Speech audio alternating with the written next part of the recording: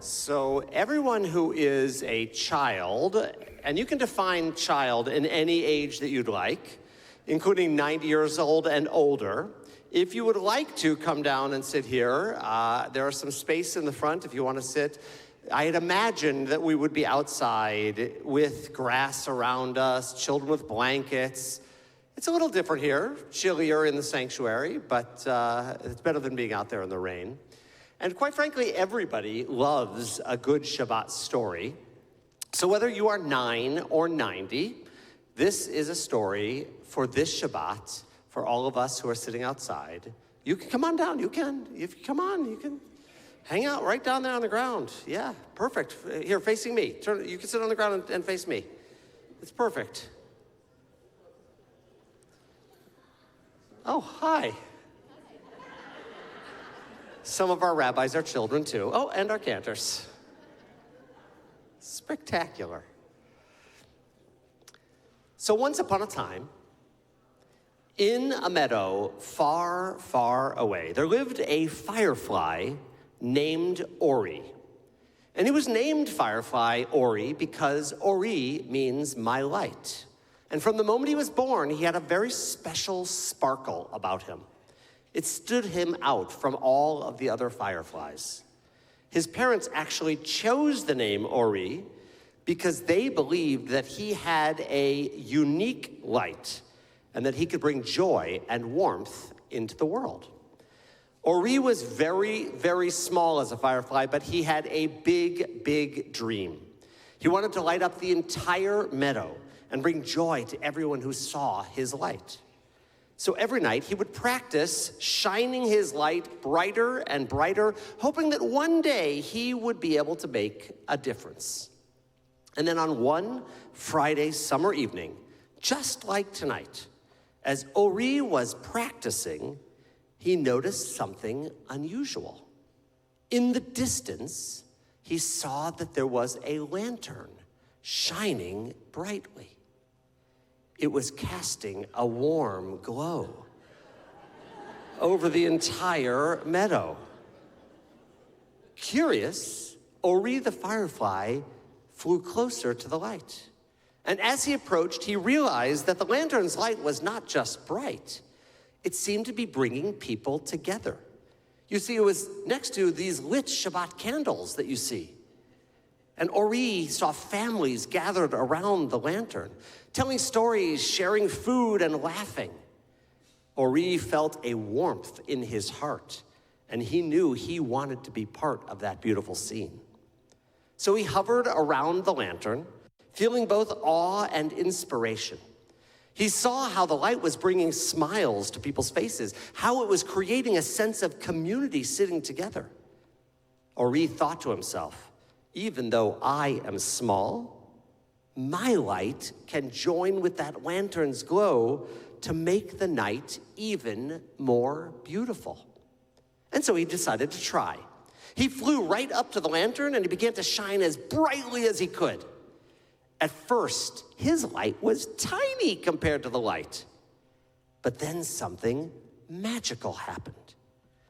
The people around the lantern noticed Ori and his efforts.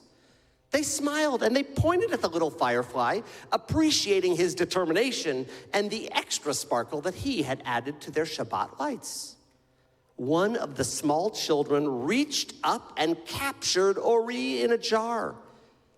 But he was not afraid. He shined even brighter, making all of the kids smile and laugh. He loved the way it felt to make other people feel good.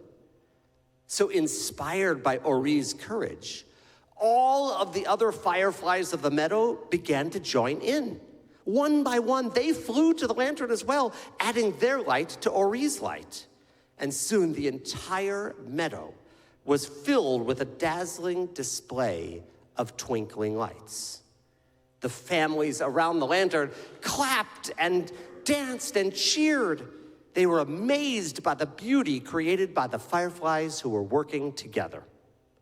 And Ori realized that even though he was very, very small, his light could join with the lantern's glow and make the night even more beautiful.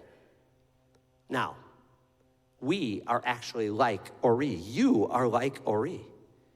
We can all add our light to the world, even though we may think our own light is small. Because when we come together as a community like we're doing tonight, we are actually a beacon of hope and kindness and peace. And it turns out, for everybody here tonight, the same very lesson appears in our Torah portion. It's called Naso.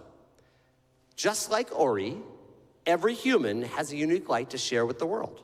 And in the Torah portion, Moses' brother Aaron is actually commanded to light a menorah in the tent of meeting in the desert. It's a symbol of God's light within all of us. And just after that, in the middle of the Torah portion, Aaron and Moses offer this blessing. May God bless you and keep you.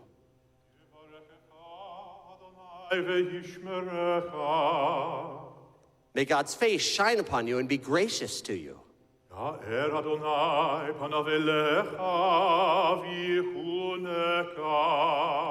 May God's presence be with you and bring you peace.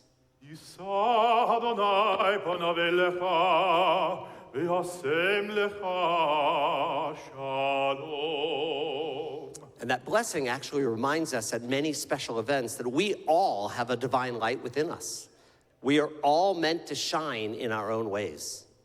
In Judaism, we are taught to be a light to the nations, and that means that we are supposed to strive to bring light to the world through our actions, our words, and the way we treat others.